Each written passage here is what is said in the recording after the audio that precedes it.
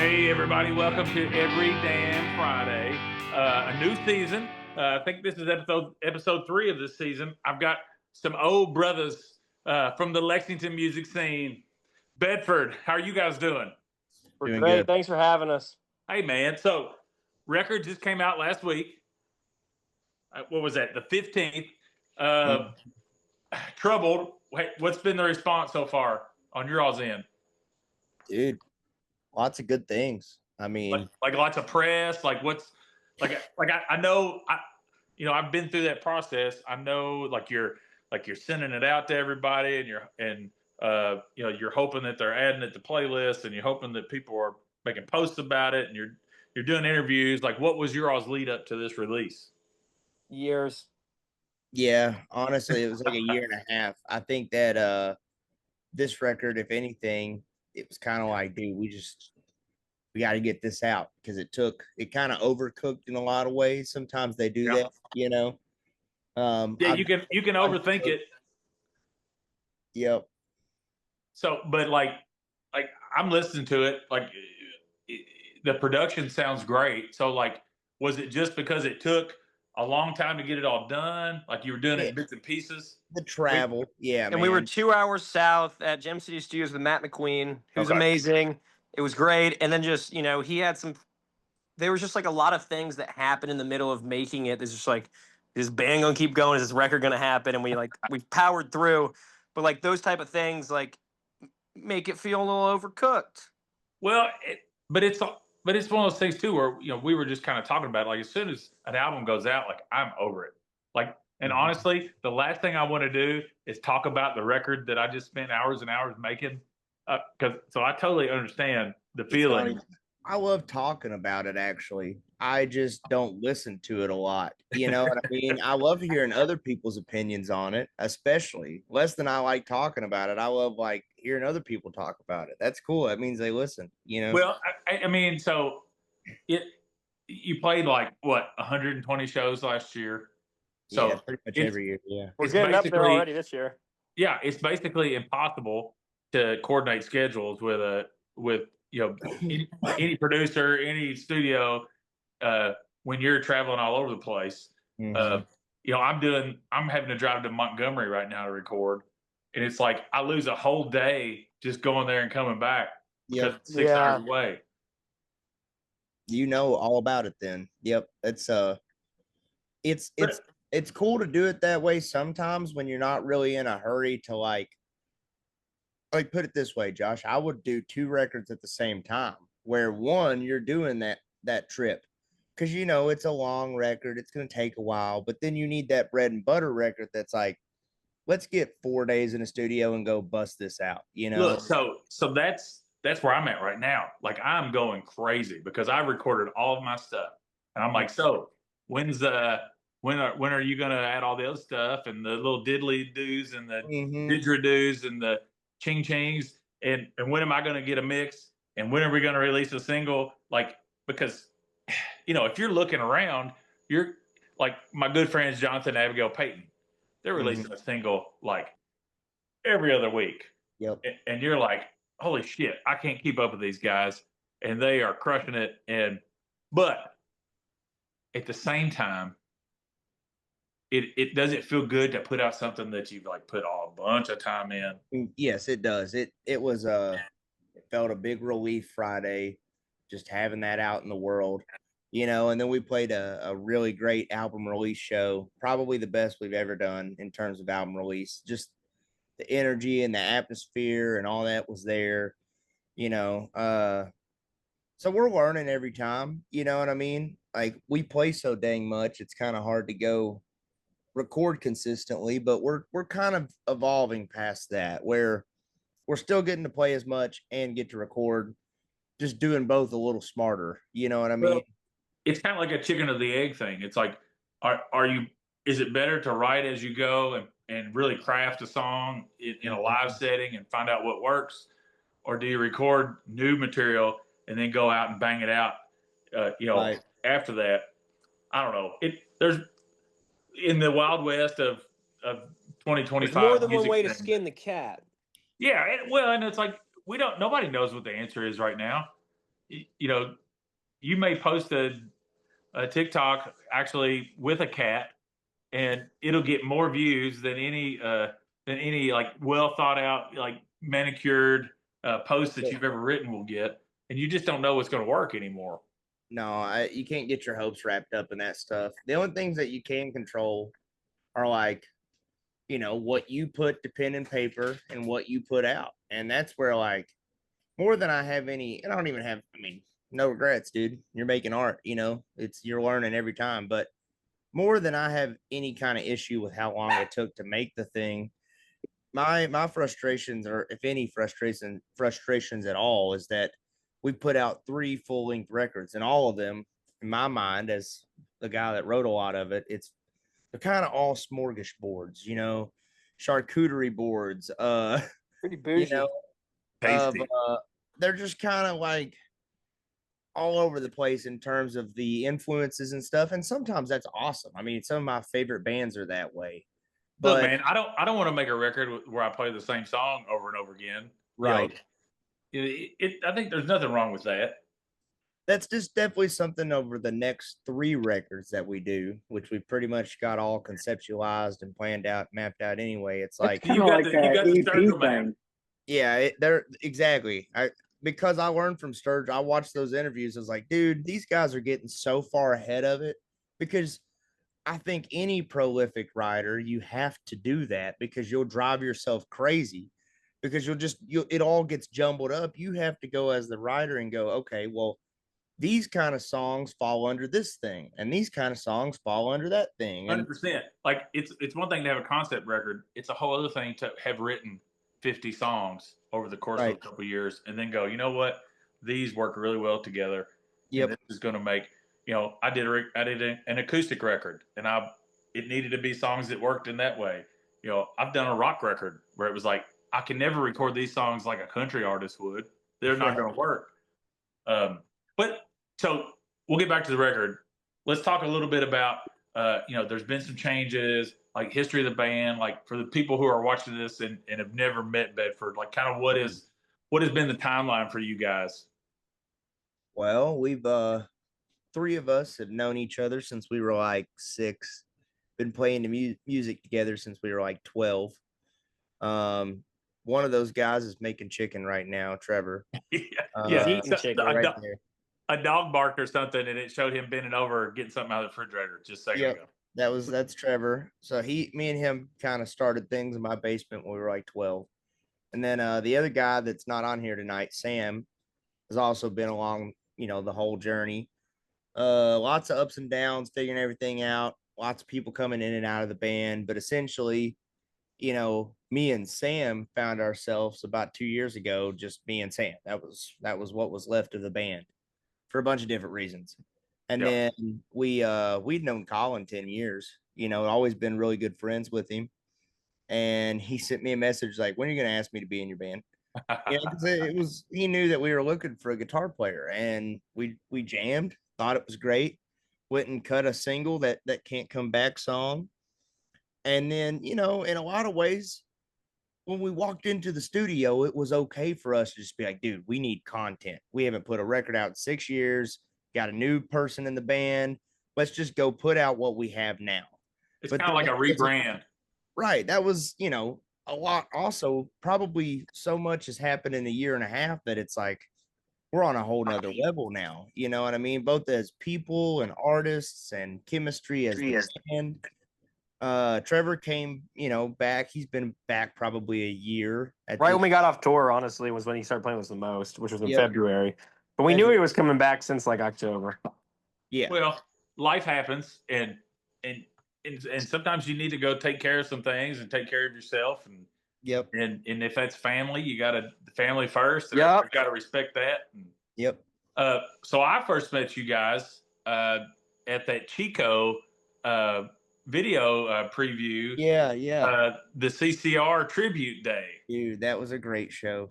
Man, that was like you all nailed everything. And it reminded me of The Last Waltz, where like every person that came up there, it was like the perfect song for them, and they like killed it. Like just killer after killer. It was awesome. That was a great day, dude. we met a lot of really good people that day, and I don't know. I would love to do something like that again. That's like what, 2018 or something? Yeah, they're about or 19. We were just a three-piece at that point. It was just me, Sam, and Trevor. That was when we dropped "Trippin' to the Sun," our second record. So yeah, that was 2019. Well, I'll say this. So, if there's anything I've learned, it's it's gonna do whatever it does. Jericho Woods had like 5 different guitarists and 3 drummers and 3 fiddle players, and like, but at the end of the day, Dallas Moore, Uncle Dallas, he's been a great mentor to me. He was like, just don't go away, amigo. Yeah. Like, really, it's, I think what we're all striving for is to create a body of work, to garner a little bit of respect from the artists that we love, and continue to keep moving your art down the line. Like, I don't, anybody that I love and that I know doesn't have some goal of, I want to play arena rock, or I want to, like, this is my big defining goal. It's really just like, man, I'm just trying to move the train down the track. I want to keep getting better. I want to keep building my relationships and expanding my network and doing all those things. And it seems like that's what you all have been doing. And you know what? It's like, it's okay that you didn't release a lot of material during that period of time, because there were so many changes going on. Exactly. It was kind of hard to ever find ourselves, and we were in a different band for about 4 years. We were a shortened company for about 4 years. So yeah. Oh, there was that whole era. All about Jeremy. Yeah. Yep, there was that whole era, and so obviously, like, we stopped playing with Bedford, and then COVID was right in the middle of that, and so it's just, I don't know. The fact that any of us that knew each other before COVID are still playing music post COVID is a miracle into itself. I agree completely, man. Yeah, I met Josh like 9 months ago, so not the same story for me. Well, whatever. That's all right. That's all right. But you were still in the scene that whole time. Yeah. Like I'm a Lexington scene boy through and through. Well, yeah. I just, like, I can't imagine having been somewhere else and like, the Kentucky scene is such a, like, picking bros up and girls up and continue to add people to shows, and like, hey man, you want to come do this with me? It's like that everybody was able to recover from not playing for 2 years, because we were all, it was this big organism that you couldn't kill with a vaccine, right?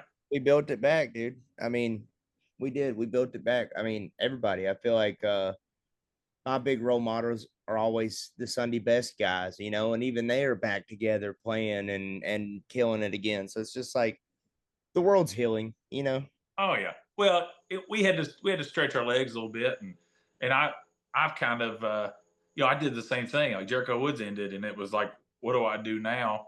I'm a solo artist in the middle of nowhere. I don't have a scene here. That's why I did the Randall Barn. It was like, well, at least I can bring people here. Right. How was that festival you played? I saw you play somewhere super sick recently. Well, I'm getting ready to go to England on Thursday. Dang. But this podcast is not about me. Well, I just had to ask. No, I'm flying out Thursday, and I'm playing the same day as Midland and Charles Wesley Godwin, and what a good guy. I love Charles. Honer. I'm really hoping that I get to visit with those guys a little bit. Charles Wesley's one of the nicest dudes I ever met. I know, man. I think he's kind of like Brad Pitt. Like, I'd probably make out with him. Nice. Awesome. I'm secure. I got a mustache. Yeah, the mustache. I'm married with kids. I'm just being honest. Yep, the mustache works. I respect that. I do too.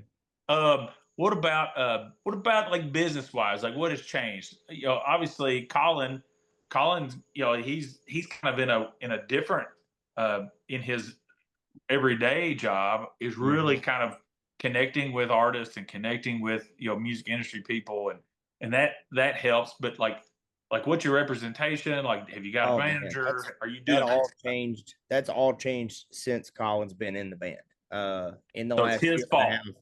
My fault. Yeah, I mean, I would give him a lot of credit for it. We've been an act for Bedford in all of its iterations, has been a thing for 10 years, and got management about 9 months to a year ago. Who are y'all with? Uh, Black Mountain. Black Mountain, yeah. Black Mountain, but also we've got Angelique Feltner who does most of our day-to-day stuff. So Okay. we've Yeah, kind of she's the got one who I talked to. Yep. I thought I was talking to Colin, but no, I was No. talking to her. Well, I hit you up months ago once I met you, and then the messages get buried sometimes. So whoever kind of takes over the Instagram DMs is who you're talking to. You need somebody like that. But I hit you up a long backbone, time man. ago. She does all the organization, like a lot of it. Like that has been probably the biggest difference in my life, because that was a lot of my role for years. Look, it is like, that is the thing. Like, it's like, you have to post every day. You have to post multiple times every day. Yep. It has to be content that people are gonna click on. Yep. It has to be real. It has to, Very hard. that can make you just want to go, you know what? I don't care. I don't want to do it anymore. That, and then so you got her on one hand, and then you've got the Black Mountain folks who add another level of legitimacy, I would say, at the. Yeah, I think that's a good word. And then, recently too, we're working on some booking stuff with somebody. So we're excited to announce that eventually when we can. But that's been whenever they add us to the website, we'll announce it. Yeah, there you go. Make Facebook official. Yep, when it's Facebook official. But that's also like, that was always my big role, besides all the music stuff, was booking. And that's tiring too, because oh gosh, you're like, I was talking to somebody today who run it, Rod Davis. Yeah. His wife Brandy, like, she handles all his business stuff, and we were talking about a couple shows. A real life Sharon Osbourne. Yes, she is, and much prettier. But she was like, it's one of those things where you want to have, like, I don't know, like, you really want to build this thing where you're going out and you're getting to do your thing. But so many times, like, for me, I end up playing these 3-hour shows that I got to play whatever just to get the $350, and I'm really trying to move away from that kind of stuff. But it's just like social media. Like, you're sending email after email after email, and it's easy to look at other people and go, man, how did they get on that festival? Like, or how did that person do that? The thing is, they got turned down just as many times as you did. Yep. They sent 1,000 emails and 10 of them worked. Those just had to be the 10 festivals you were like, really want to play that. I agree completely, Josh. And the comparison is the thief of joy thing is very dangerous. It's the realest. But also, figuring out, like, okay, let's stop comparing and start analyzing and actually dissecting, like, wow, what is it about that person or that act that's working? Not in like an envious way, but I could learn something from them. You know what I mean? Like maybe, like what's that Michael Jordan meme? It's like, instead of saying, why did this happen to me, say, what can I learn from this thing? Yeah, man. And like looking at, okay, maybe we don't play the same kind of music, but what about their music works? And so, like, I don't know. Man, I think you have to really, and let's just, like, this is not a cop out, but let's just look. I try to look at it like this, and I listen to all the podcasts that are like people who are trying to be successful and achieve these things. Like, I'm really trying to soak all that kind of stuff in and get that juju, right? Mm-hmm. But I was listening to a guy today, and he was like, look, man, like, you won. Like, you have already won. Like, you are doing this thing that you really want to do. And what you need to decide is what is the path that you're trying to go on. And personally, instead of chasing these other things, I'm trying to be like, say yes to I'm willing to be completely exhausted, because I work a full-time job. I'm willing to be completely exhausted chasing the things that I absolutely want to do, like flying to freaking England for 2 days and coming back Sunday. Right. But I'm trying to say no to the things that are not aligning with the path, right? Mm. The things that are like, where normally I would just say yes to everything because I feel like that's what you're supposed to do. Just, yeah, let's take the gig. Let's do it. 4 hours, sure, whatever. good exposure, a little bit of money, it's fine. Instead, should have said, no, we don't do those. We'll give you an hour of original music and 3 covers, or I'm not going to drive all that way.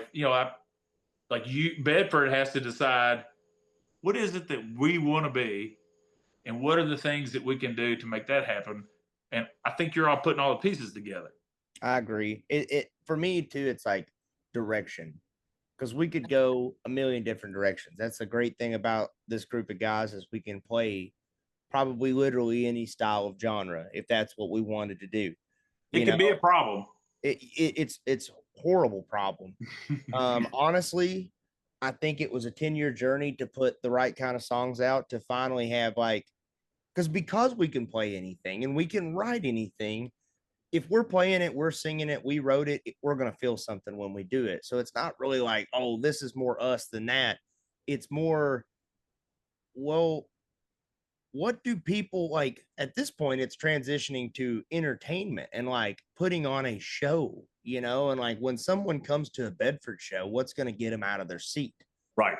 Right. Like, and I think there's something about like you are a culmination of all your influences. And I think you have to work through all that and then to strip that down and be like, okay, when all that is gone, like what do I really sound like? That's as a singer, you've got all these influences. Like I went to a Garth Brooks show when I was 17 back in the 1900s, and I was like, God, man, I want to do that. I want to swing from ropes, and I sounded like him for a long time. And then I started listening to other music. I started sounding like that, and it takes a long time to have your own voice to where even when you write an original song, it sounds like Tristan and not. It does, man, dude. That's what takes 10 years. Like that's the artist development. You can go play 120 shows all of those years. I did it. We did it. Like that's not gonna speed up the part that is so slow, which is your brain developing, trauma happening to you, relationships happening to you or for you. You know what I mean? All the life stuff that honestly, like, music is about all that. Music is life and all, but like practicing and playing your instrument's not going to get you there. I got one for you. All right. What about the ability to not spiral when things don't go your way? Because that was a hard one.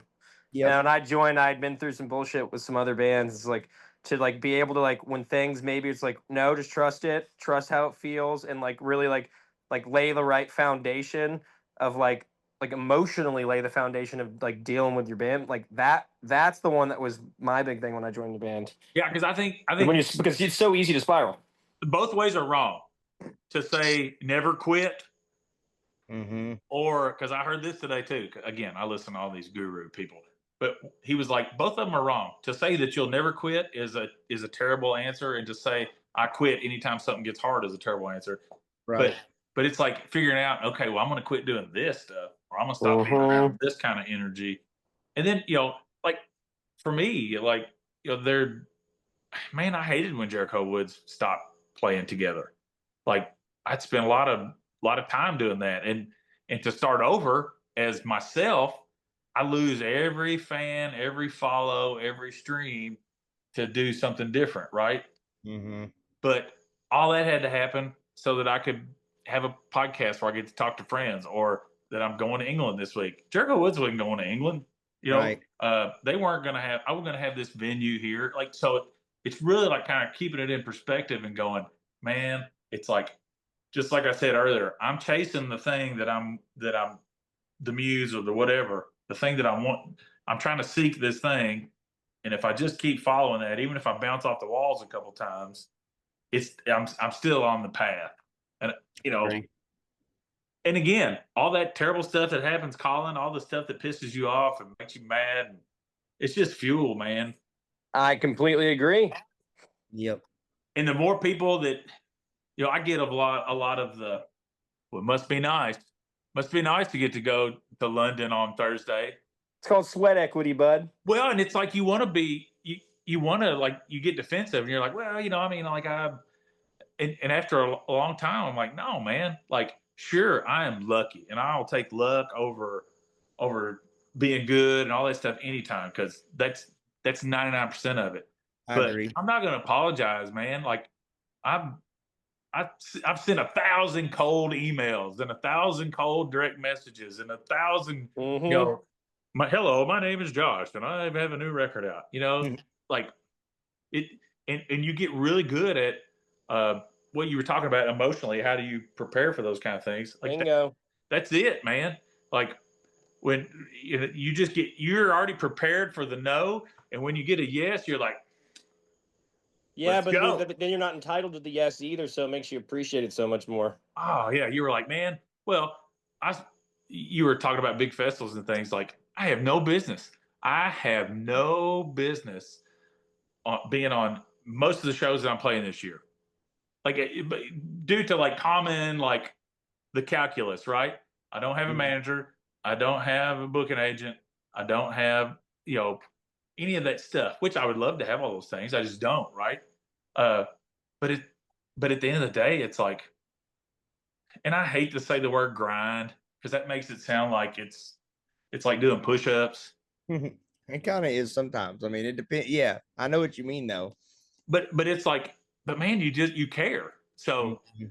and ultimately, that's coming through in your all shows. That's coming through in the stuff that you're doing, like the care. Like I know you were talking about you're thinking about entertainment, but at the end of the day, you really care about the content that you're putting out. Well, that's kind Because of what I think is most entertaining for people is watching us.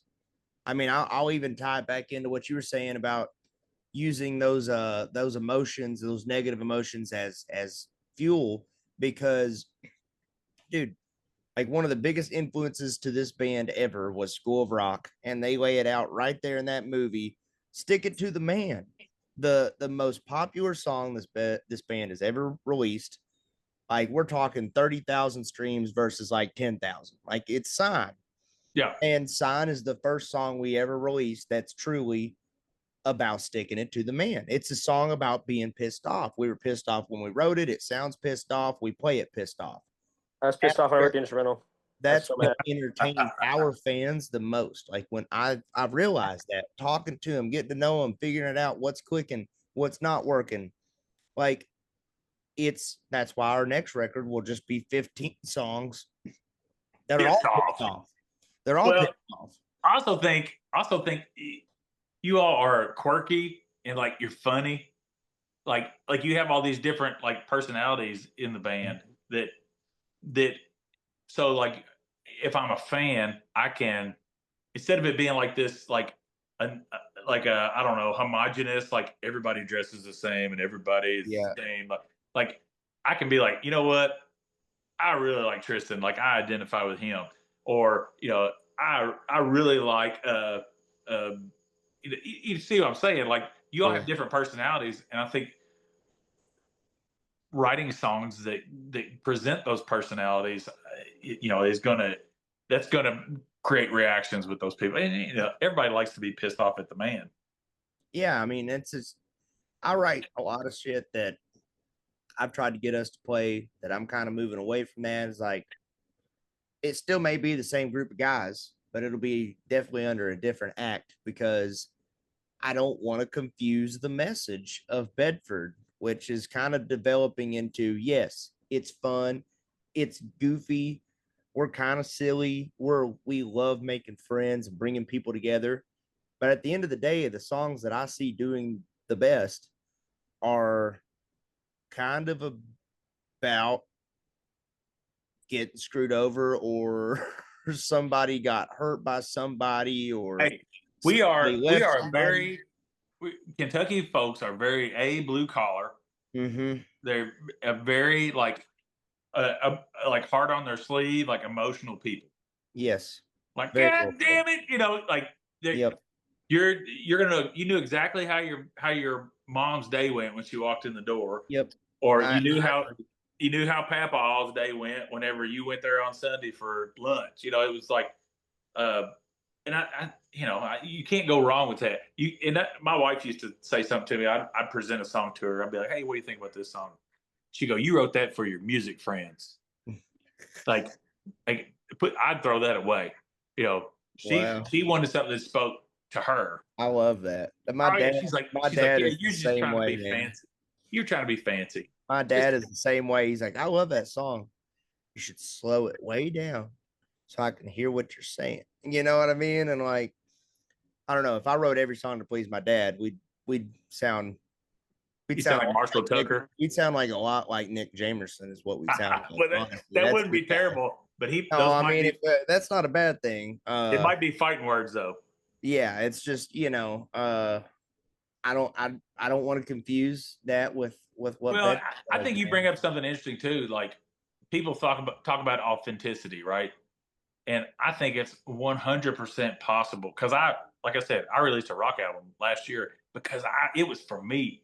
Like I love the Foo Fighters and I love late 90s, early 2000s rock, and that was in me. And I was writing songs that were never going to like they needed to be their own thing. Yes. But it was authentic. Like it was me, right? It was me channeling that thing. You know, I've got a real problem with genres. Like it's one of those deals where that's why I like going overseas so much. Those people, it's either good or it's bad. Right. They're happy you're there. Sometimes I feel like we bang our heads against the wall over here about, well, is this Appalachian rock or is this? Yeah. That's the marketing influence of capitalism top down, and you're just taught everything has to be categorized and put in a box and sold, and if it's not on the Walmart shelf for $19.99, what is it? We don't do well with that. Not everybody, but I agree with you. That is a cultural thing. I've always wanted to go play in Europe because everybody tells me the same thing. They don't care what you play, they care if you feel it or not. And I think our people are that way once you get them in the venue. Yeah, that's fair. Yeah, actually, right? Good point. Yeah, that's well, fair. Because I was talking to Anna from the Creekers on Sunday. We played a show together, and she was like, "We played a straight up bluegrass festival last weekend. They were in where were they? Hyden maybe playing the Osborne Brothers Bluegrass Festival." She's like, "We got a cajon and we have an electric bass. Like they're gonna boo us off the stage." And she was like, "They loved us." It's like people think they know what they want. They don't know. No, they don't know. I mean, as long as you're up there feeling it and you're having fun, that's been another, personal and Bedford, all of us personal growth things. Just none of us ever really get nervous per se, I don't think. But sometimes I don't think until very recently we've really leaned into like I said earlier, the entertainment value of it. And going on tour with a band like High Fade and just a lot of the bands we find ourselves on bills with, we're just like, man, our songs have the same energy, but do we have the same energy? And I'm not saying you have to do kick flips and the craziness, but you're right. And playing with those do a kick flip and playing with people that are going to bring your level up, make you level up, are the best. And I'll be honest, like I probably like our philosophy was always we're gonna like smoke these guys. Like just like I know we're opening and we're not supposed to do this, but let's just crush it. And who opened a whiteboard? I don't know. Are we taking some notes here? Is that Tristan? The whiteboard cannot. Okay, there we go. I thought we were gonna do a PowerPoint. I was gonna draw something.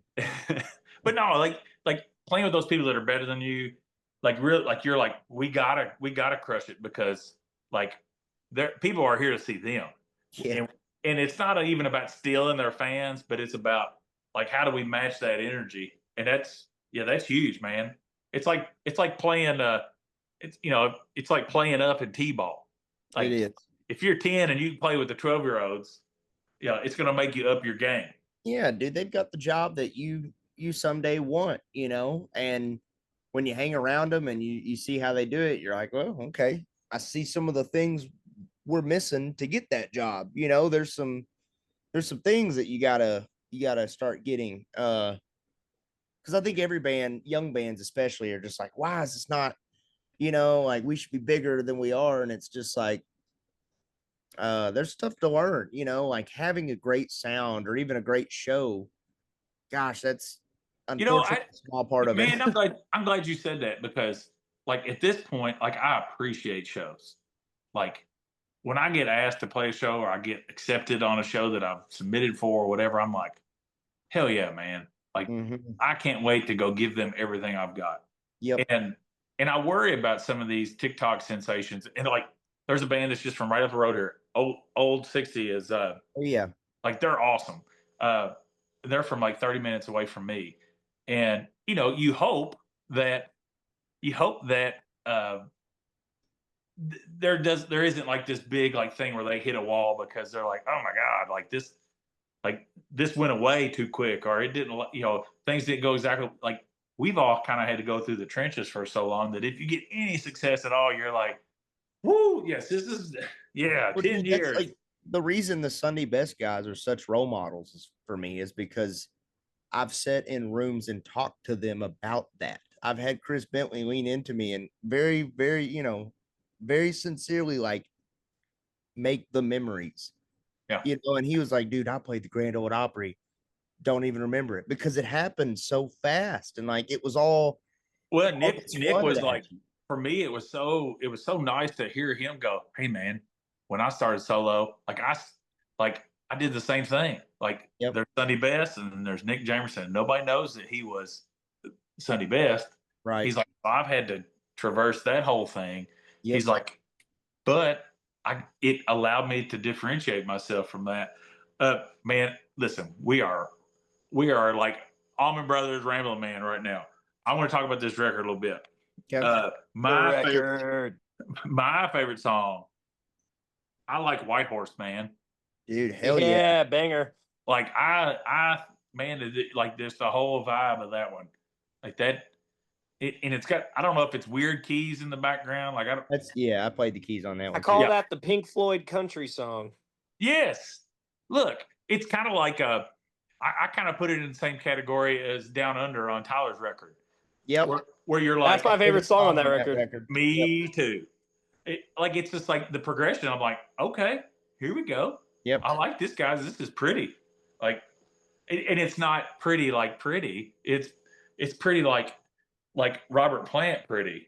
Well, thanks, dude. Does that make sense? Yeah, man, it Yeah. does. If you like that stuff, that's kind of the exact direction Bedford's moving away from, and the exact direction that I'm kind of moving into. So it's Well, kind of ironic, yeah. Like, so and it's there's not your side because the project. guys don't like it or anything. I mean, we all love that stuff. Well, It's just this guy likes it. there's just No. different things that I think we But, should. but you're right. That's not a live show song. Dude, I mean, we played it at the album release, and we had a drummer come up, and he played drums for me, and I got to go play on keys. It was really, really cool moment. But like, I don't know, dude. Everybody went and got a beer.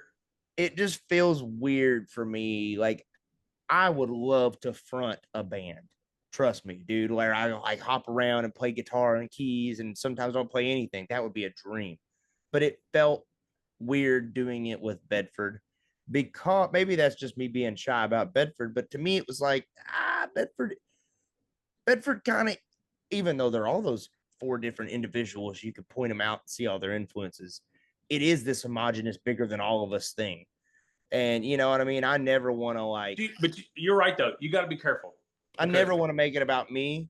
Well, Unless not even it's that. Tristan in the blanks, it's then like- it is about me. But but like me saying that's my favorite song, like if that's the hit, then that's what people expect. So yeah, you got to be careful like what you present, right? I get it.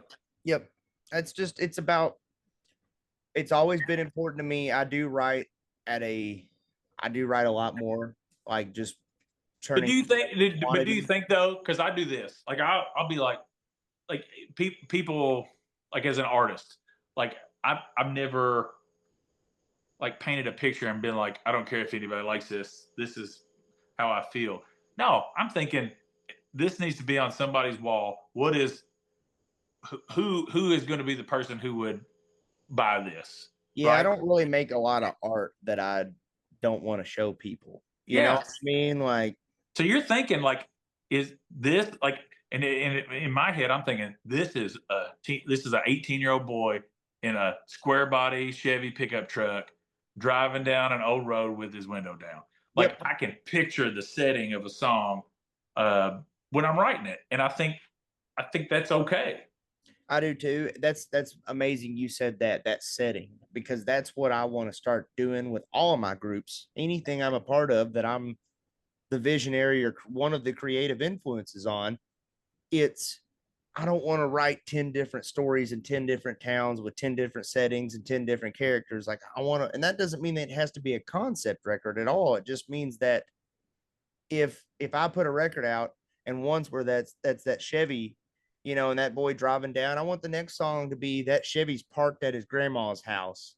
You know what I mean? It's another phase in that Right, story. like, or at least, or there was that boy in that town in that Chevy, but there's a sheriff over down the road and he's corrupt and the deputy's like trying to tell on him, but the deputy's that boy's dad. You're writing your next record right now. You know what I mean? It's like that's the like it's you that's the kind of stuff that I think real advanced songwriting and stuff. And I'll even get more candid about it sometimes. Like take all the cool hippy dippy artistic stuff that I believe, take all that out.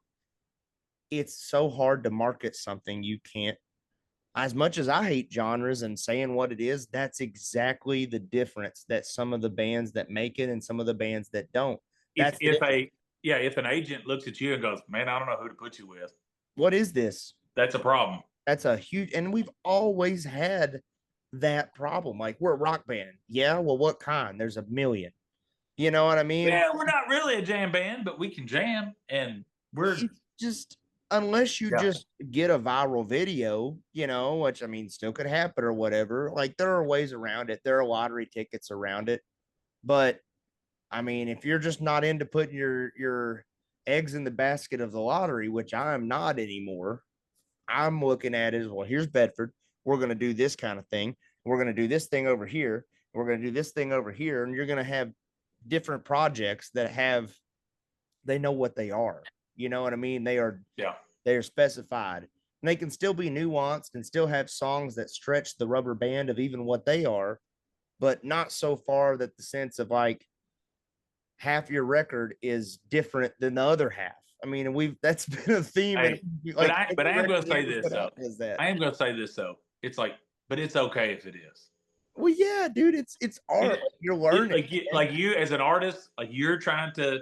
But if I'm a Bedford fan, then all those songs are Bedford songs to me. Yep, right. That's true. And I think you can talk yourself out of some great songs by saying, well, that's for a different project. But right, you know, it could 100% be a Bedford song. What's coming up? Like what are some big things touring wise? I know you said you can't talk about some of the things y'all have in the work behind the curtain, but what's the rest of the year look like for you all? Popping off. Absolutely popping off. No, it's Chevy Chase Street Fair this weekend. Got some Pikeville gigs, friends of the community at the Gorge. Got some back to Moorhead, always going back to Ohio. Got a big charity event in Danville in October. Got our first. I played Moorhead last week and I loved it. Where'd you play? Through the fall and the winter, we're just doing a lot of the same local regional. We're trying to record a lot. Yep. The focus is recording. Because even though you just released a record, it's not too soon. No, we want to drop another one in January and then another one in the spring. And then by that point we'll have probably another one recorded. Well, okay. So what about this? Have you considered like I was talking about with Jonathan and Abigail? Like have you thought about like single? Like just keep hammering people. I let the team pick that part for me, but I don't know anything about that, and I don't want to know. That's the part where I like check out and I go. So I've tried it both ways, right? I will say that the most success that I've had was, let's say, like have a full length record, but release 4 singles consecutively in the like 2 months leading up to the actual album release. Yep. And like in like each single, especially if you can get on the whiskey riffs and the the whatever the New Music Friday stuff, then it just kind of snowballs. And then that day you drop your record, you've already got 30,000 streams, right? Yep. And then when people go to that record, like now this isn't me. Like I was at 20,000 streams day one, and I was like, that's the most I've ever had. That's about where we're at, Josh. Ever. Honestly, that's exactly what you just said was pretty much what just happened to us. We did 4 singles. One of them popped off and got about 20 or 30. And so then when the record dropped, it was like all-time streams 64,000 or some shit. Yeah. You know what I mean? Which it's like day one, even though we right. know. You sum those all up, but I judge it more on like, okay, it's been out since Friday. It's what is it? Monday night. Every song on there's got about 1,000 streams. You know what I mean? So that means about 1,000. That means you got 1,000 people who are listen the whole damn thing, not on some virality or because it was on a playlist, but because they were fans of us and looked it up. That speaks more to me almost than a viral video because it's like. Well, something I've been preaching at every show now, and it's not just for me, but I'm like, you know what? If you really love a group or an artist, like if you're not following them on Spotify and you're not following them on all the socials and you're not subscribed to their emails, like then you're an asshole because all of that stuff is free, and like it's. I mean, I go to my Spotify artist thing every day and go,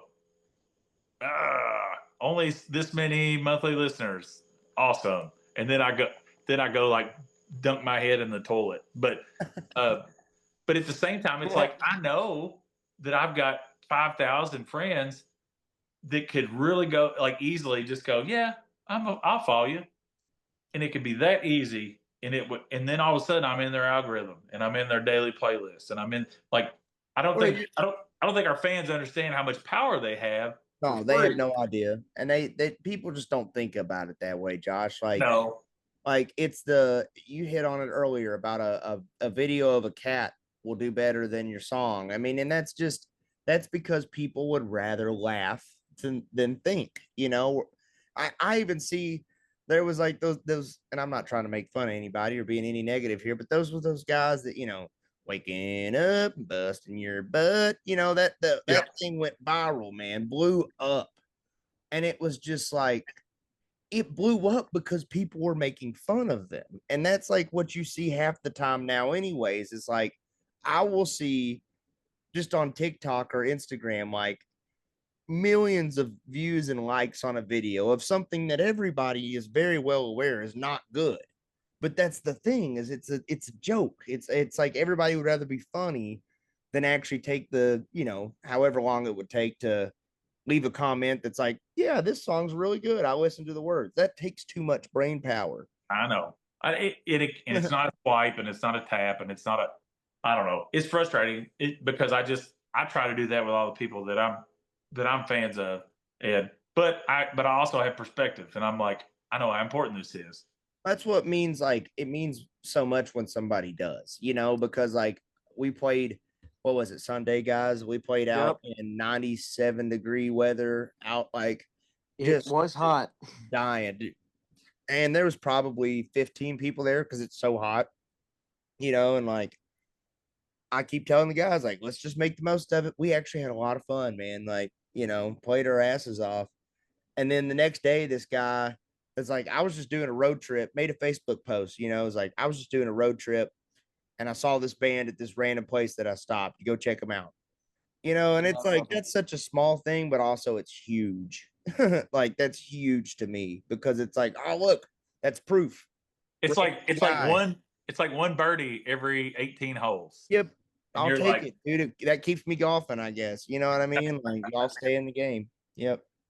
Well, guys, like I'm a fan, and I'm a big fan of people who just keep their nose down and just keep working. I think if you weren't good, you still wouldn't be out there kicking around.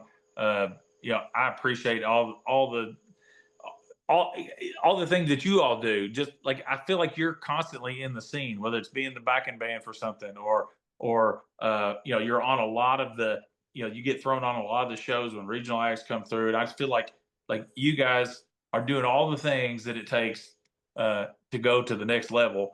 And as a fellow artist, all I want is for all my friends to win.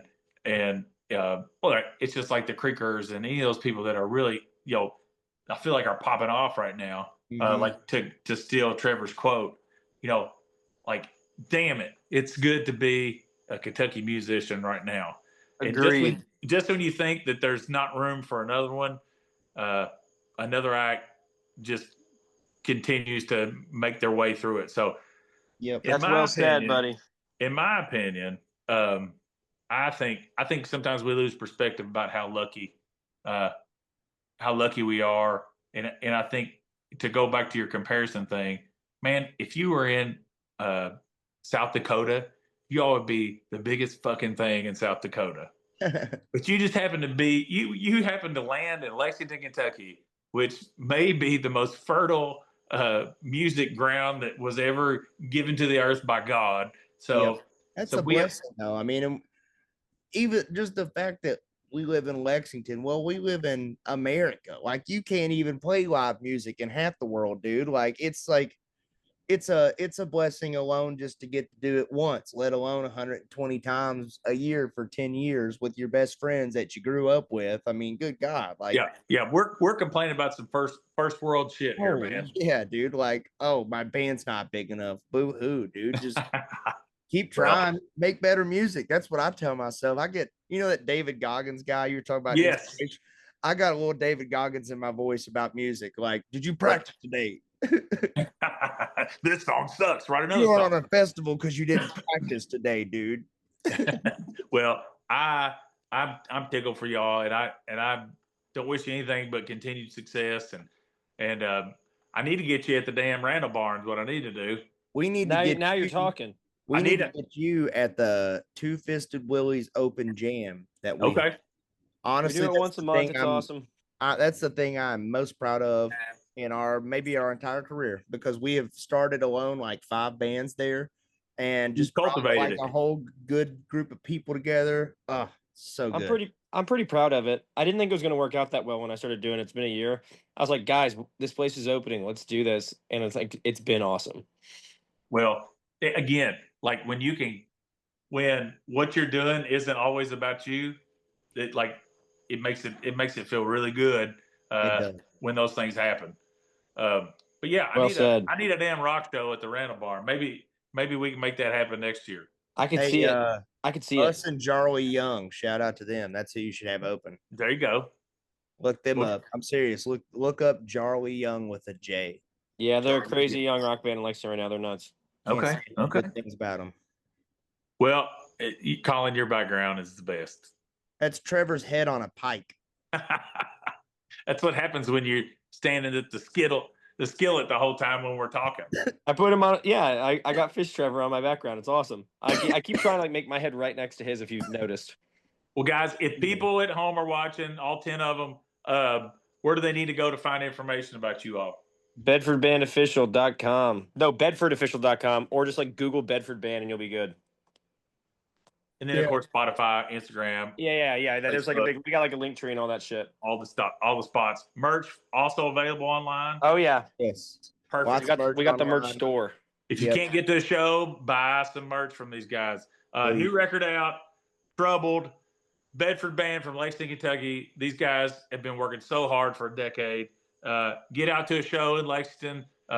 Once they announce this agency and this agent that they're with, they're going to be worldwide. I'm proud of it. I'm happy to call my friends. Guys, thank y'all so much for spending some time with me tonight. Of course, Josh. Thank you. Guys, this is Every Damn Friday. You can go to YouTube, hit the subscribe button, and you'll get to see tens and tens of these interviews that we've compiled so far. I think we're up to about number 37 or 8. So head over there, give us a follow, and go follow Bedford. It'll be good for you. You need a little rock and roll in your life. Thanks, Josh. Thank you all so much. Thanks, Josh. Have a good one, buddy. Bye. All right.